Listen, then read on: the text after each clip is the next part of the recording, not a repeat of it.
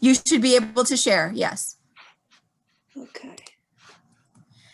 So everyone, I'm thrilled to introduce Dr. Alexandra Brewis Slade. She is a New Zealand American anthropologist who studies how health reflects the interaction of human biology and culture. She's part of a large collaborative multi-site, multi-institutional study on water insecurity and its impacts around the globe. And today we'll be sharing work that she's leading on the connections between food insecurity and water insecurity. Welcome, Alex. Thanks, Meg. Is there any way to turn the camera on, or is that not possible? Let's see. Working on it.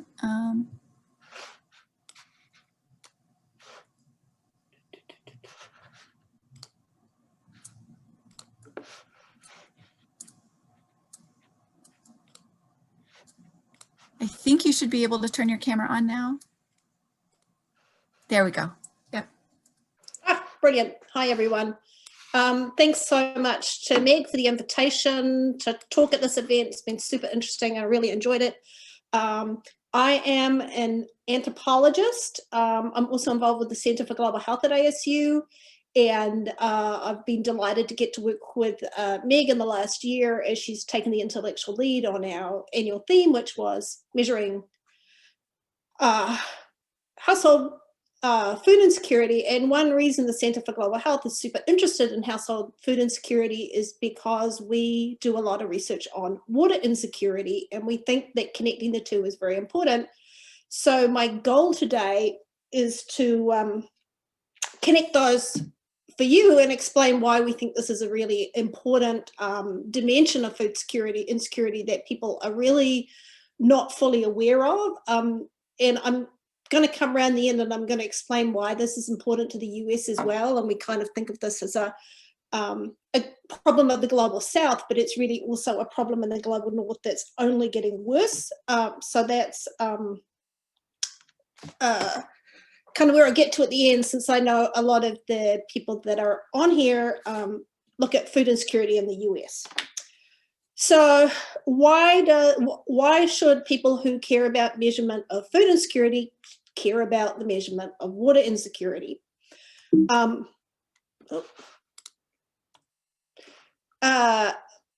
reason is, hang on, oh, there we go. So water insecurity is in many ways a parallel measure to food insecurity, and it's conceptualized in much the same general way, which is that water insecurity or water security is sufficient safe water to meet the needs of people, including their social and cultural needs, production, sanitation, and nutrition. And there's many reasons that people are water insecure in the world. Not all of them are climatic, and often they're not climatic at all. Physical climate is only one very small dimension. There's a lot of issues with aging infrastructure around the world. That means that, you know, Detroit is a great example of that, where you've got infrastructure that makes water unsafe for household use. That's nothing to do with climate per se. There's a lot of state failures around water, and also water is highly commodified in a lot of ways, just like food, and it's part of the household budget for a lot of people that's purchased simultaneously with food. There's also a lot of water insecurity runs along lines of not just economic but social inequality as well. It's something that can be denied to people much more easily than food can. So you do see it is also used in some places as a tool of oppression, which is something to really keep in mind, since the state can control it directly in a way that they can't really control food production. Okay, so there are actually household water insecurity screeners that have developed along some of the same lines. The cross-cultural scale that was developed by the Household Water Insecurity Experiences Research Collaboration Network. It's funded by NSF. I'm going to, if I can figure out how to do this in the chat. Oh, I've lost chat. I'm going to put the link into this group, but they've been really instrumental in pulling together an international team to try and develop a water insecurity scale that in some ways is developed similarly to the food insecurity scale, and some of the people that have been really involved with food insecurity scale development, like Ed from Geo has also been on the same team. So there's some collaboration across those two worlds. It does appear that there's a number of things we've learned about this particular approach to water insecurity. The scale that is available right now is the household water insecurity, the HY scale. What we do know from a lot of anthropologists and cultural geographers and so on working in this space is that there is a lot of need to consider local adaptation of scales, perhaps more so, a little bit more so than with food insecurity scales. The other thing is that currently the scale is unidimensional, which raises other issues at the intersection of quality and quantity, because water quality is obviously also important if water is not safe to drink or safe to cook your food in, but it's safe to wash your laundry in. That's a complicated question about access. The other thing that's not resolved yet with the scale is that recall period is still unclear exactly what the right recall period is, because the research hasn't been done. The HY scale uses 1 month, but we don't really know that that's the best. But here I've got the some of the questions. You can see that they are covering a number of domains of water use at the household level. Okay. So why should we think about household water insecurity and household food insecurity in the same sentence? So for people who don't know much about water insecurity, the scale of it is phenomenal. So there's 1 billion people in the world without basic water services, and there's 2 billion people without safe water, and things are getting worse. And if you look at the distribution, you'll see that the higher income countries have less water insecurity, the lower income countries have more water insecurity, and Africa is really one of the epicenters. Now, a lot of the domains that we're seeing, I'm going to show you some research as we go, that water insecurity impacts many of the same outcome categories as food insecurity with the household, like it impacts chronic disease, child growth, mental health, stress, and so on.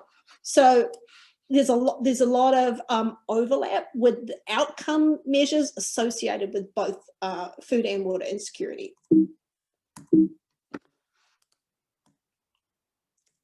So that's why we're sort of thinking about some of the connections, because we know at the household level, these things are going on. So I said I'm an anthropologist, and the group that I work with in part has a number of anthropologists, because the sense that there's a connection between food insecurity and water insecurity has really come out of what people are seeing on the ground in different countries. So people that are doing long-term field work in food insecure settings and water insecure settings, and are talking and working with households, are seeing these things as realities on the ground. So these are photos I took last year in Harar, rural Ethiopia, where I've been working with Haramaya University to get down at the household level and look at some of the connections between water and food insecurity. And the first photo shows you cows from 2 horses and 2 adjacent, cows in 2 houses that are right next door to each other. So neighbors in a small village outside of town. And one of those people has a well in their backyard with a pump, and the other has to haul water. So you've got a fam right in the same village, right next door to each other. Really different extremes of water insecurity, and you can see immediately if you are reliant on your cows for dairying or for sale, that people that have access to water and don't have access to water are going to have very, very different nutritional profiles, just even from their terms to produce milk from the same, essentially what would be the same cow if they were both properly watered. And next to that is another example from the same area, which is a chat or a cat growing region, which is an economically valuable crop. It's a stimulant that sells for, it's used widely in Ethiopia and many other countries as well. It's a very, very good cash crop. You can grow chat from rainfall. You can get 1 or 2 harvests a year. If you have irrigation, you can get multiple harvests a year. And for these farmers, chat is the main way you convert income that you can then spend on food. So obviously, in this case, irrigation water is really important to the nutritional profile of families. But more than that, high quality water gets you high quality chat, which sells for a much higher price on the market. So water quality, not just quantity, is an issue here. So we were seeing this ethnographically, and then we worked through the collaboration to collect data at 27 different sites globally. These are cross-sectional data. And what we found was in every one of these sites that there is a significant correlation between water insecurity and food insecurity. So one of those is the HFIAS up one axis and water insecurity on the other.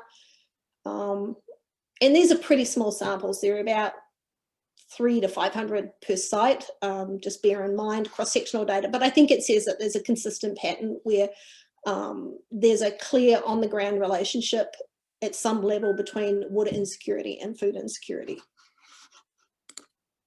Oh. Okay, so this is what some of the relationships between those data on food and water insecurity in those different sites looks like.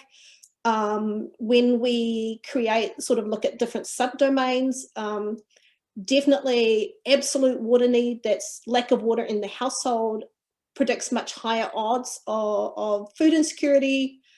The amount of time that you spend every day to collect water also seems to be highly associated with food insecurity. This makes sense because you cannot prepare cheaper foods that take a long time to cook and prepare, like grinding grain and so on. If you're spending all your time queuing for water, you can't tend crops if you spend all your time queuing for water. You can't educate your daughters if they spend their time queuing for daughters, so it also affects household income as well. So what we see is that across a lot of different domains that water insecurity seems to be having an impact, and it's also having an impact when we look at the how water insecurity is predicting food insecurity. Different domains, it seems to predict both lower quantity and lower quality of the diversity of food eaten, and the amount of anxiety associated with food is all predicted by household water insecurity. Okay, hang on.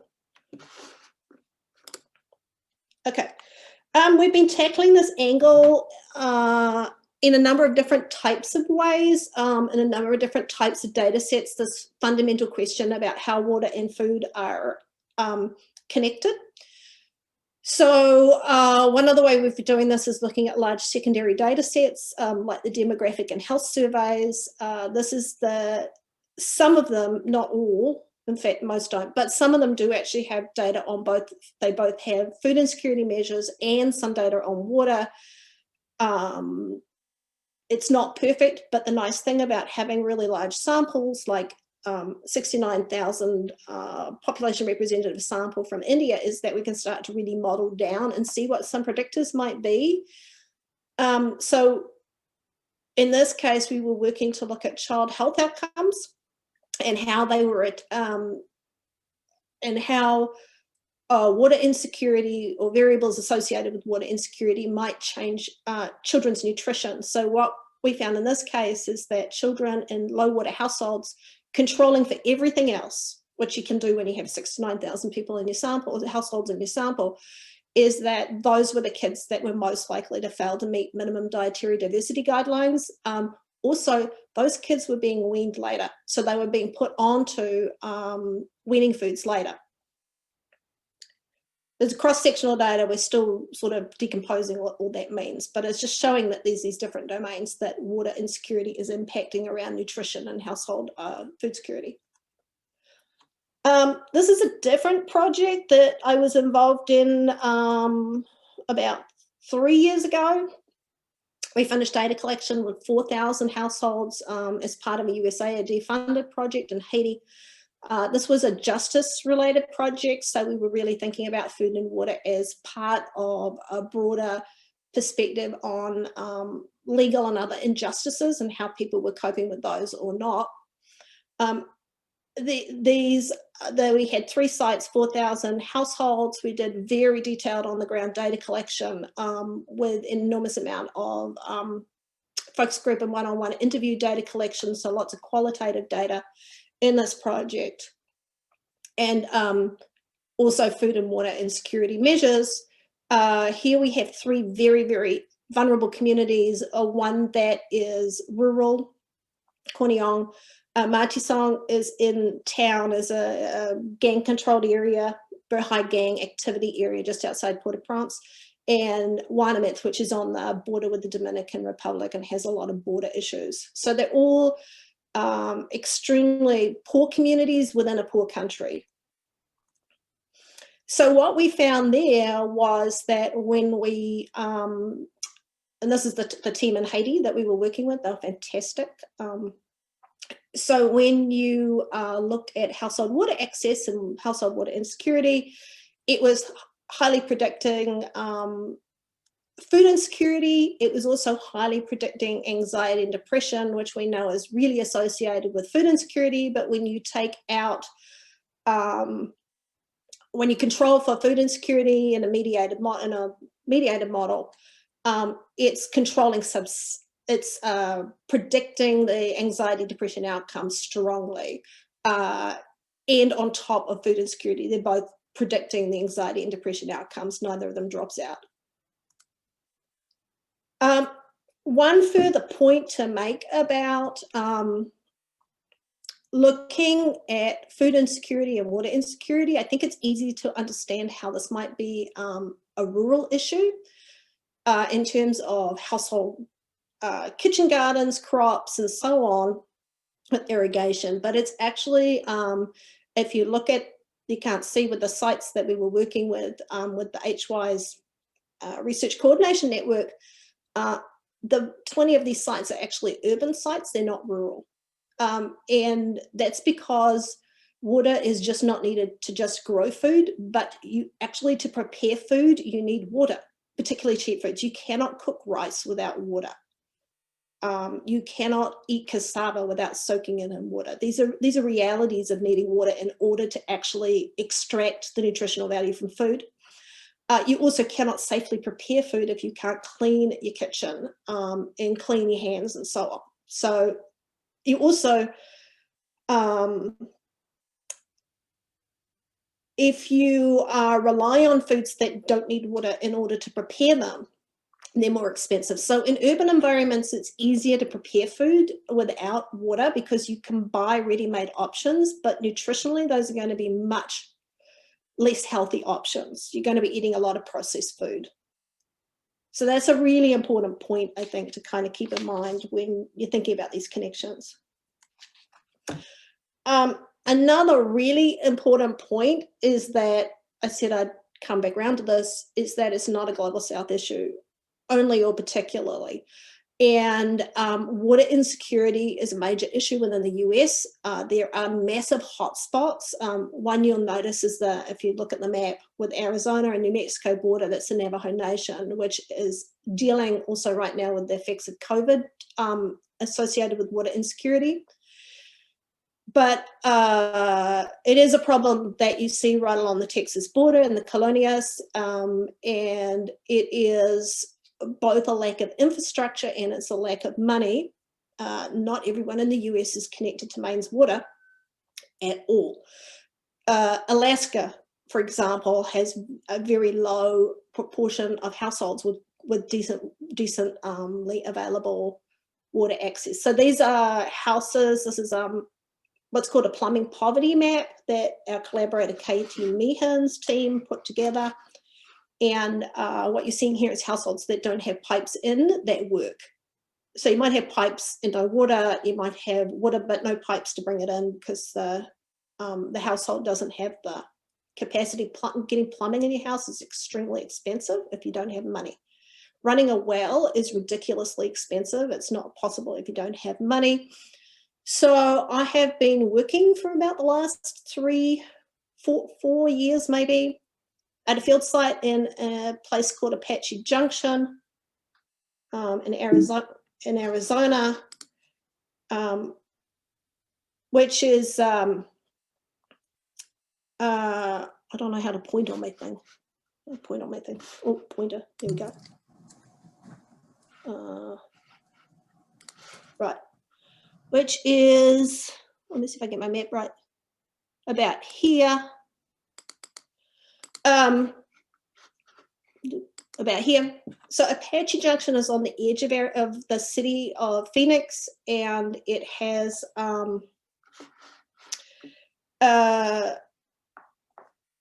in the north of Apache Junction, there's commodified water, so the water is sold by a private company. It's not supplied by the city. And then on the outskirts of that city, it's actually a different county, and it's rural. So you have households that are all around the edge of the city that don't have any water delivery at all. And so,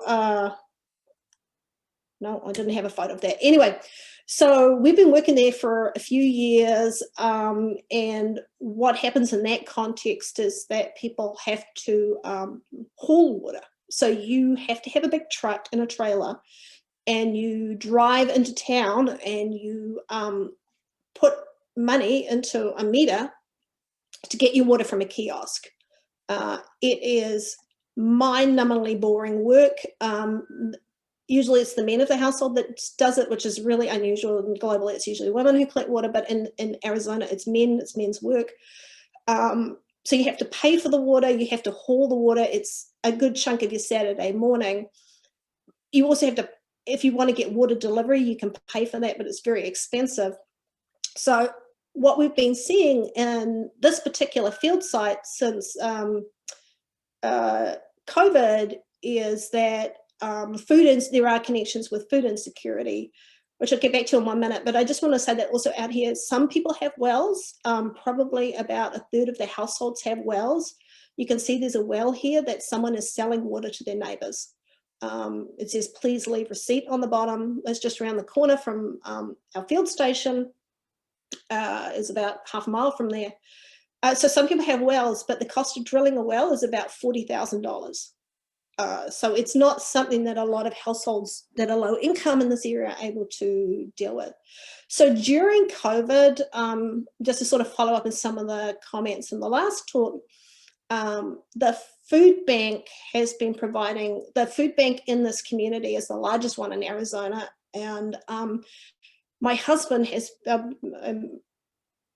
very useful to me as a participant observer, my husband has been volunteering at the food bank 5 days a week, full time, since COVID started, because they are in absolutely dire straits, because most of their volunteers come from a very high income community nearby called Gold Canyon, but they're all retirees, so they can't realistically be working in a very low income environment handing out food. So their volunteership has completely collapsed, and the demand on the food bank has been unbelievable.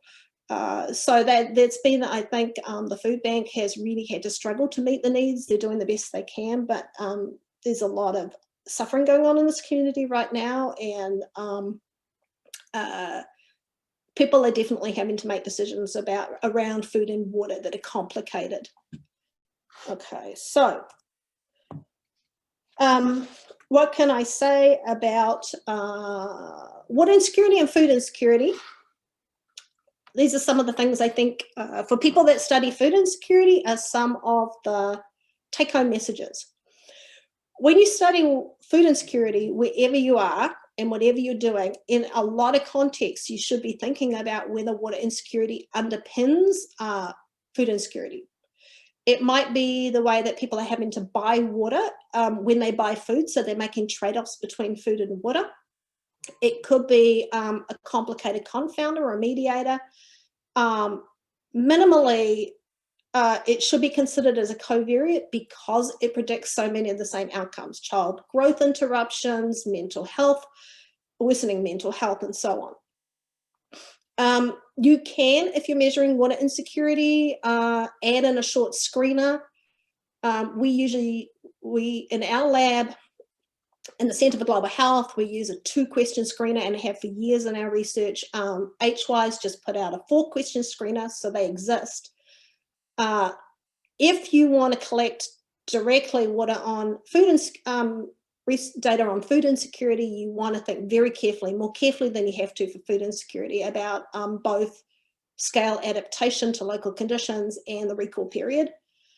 Don't assume that people in the global north are water secure, right? So a lot of places in Arizona, people are really struggling with water insecurity. It's only going to get worse in as many urban areas in the US as well, places like Flint, where water insecurity is an ongoing issue for people.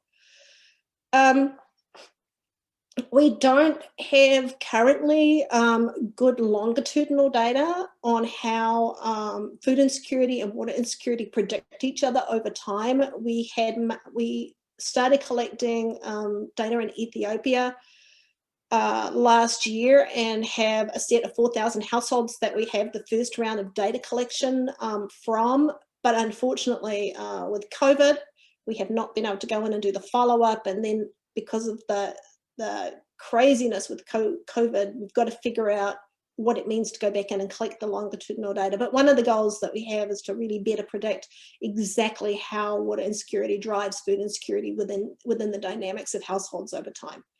So my take-home message is, when you measure food insecurity, always think about water insecurity as a potential factor. And that's me. So thanks, Meg. I don't know how to get out of this. Can you stop me sharing? No, maybe. Let me see. I don't know how to get out. Oh, hang on. Let me see if I can get out of this. There we go. Right, there we go. So there was a question, I provided in the chat for everyone the link to the HY scale. And then there was a question in the chat about publications. So I found the publication Household Water Insecurity is Strongly Associated with Food Insecurity, evidence from 27 sites in low and middle income countries. Mm-hmm. Are there publications that you'd like to highlight? That's a good starter one. I can, once I stop chatting, I can put in the chat some of the other ones, but that's a good place to start. But you can look me up, Alex Brewis, in Google Scholar, and just look at the, most of them are 2020, 2019 publications. There's a bunch in there with the team on water insecurity more generally, but also on the child nutrition stuff, on the HAIT work has all been published out at this point. The Ethiopian work is not published out yet. We're just starting to work on that, so that's very exciting. Just got those data for 4,000 something households yesterday. So that's the next thing we're working on. Awesome. Chelsea asked, do you have a publication that has your recommendations that were on your last slide that we can cite? Oh, that's an interesting thing. I bet HWISE has something, or they should. So I'll tell you what, if there's not one, we'll figure one out. There's a lot of publications coming out of that group, so sometimes it's hard to keep up. But I'm pretty sure that Sarah Young at Northwestern runs our policy impact arm of that group, and I'm pretty sure that there are a set of materials, and I'll find them and put them in the chat at the end of the question period. There's a message from Eric. Is that right? In chat. Oh, just a question. I don't know if I entered it in the right place, but yeah. I didn't see it, so go ahead, Eric. Go ahead and ask. Oh yeah, sure. Sorry. Yeah, so I was just curious. You mentioned some U.S. water insecurity hotspots in rural areas and in urban areas, like with Flint.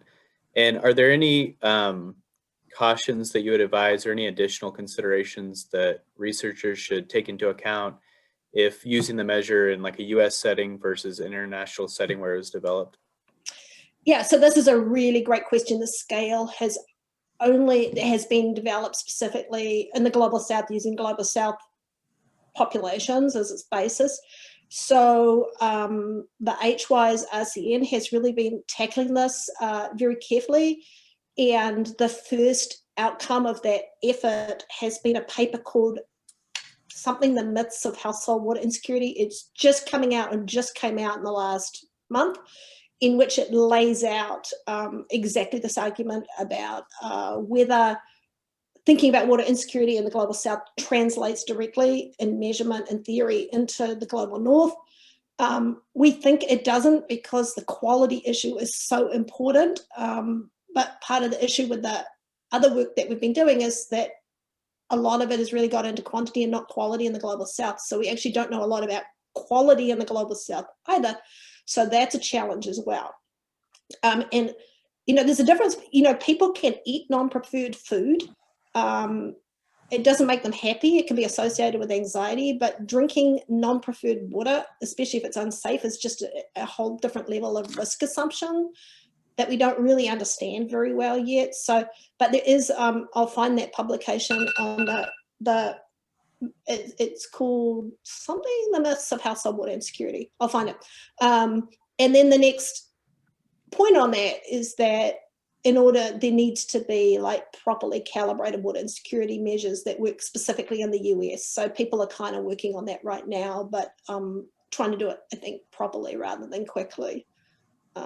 So you can follow that group on Twitter. You can visit their website, and if you're into water insecurity, you can join the group. All are welcome. Awesome.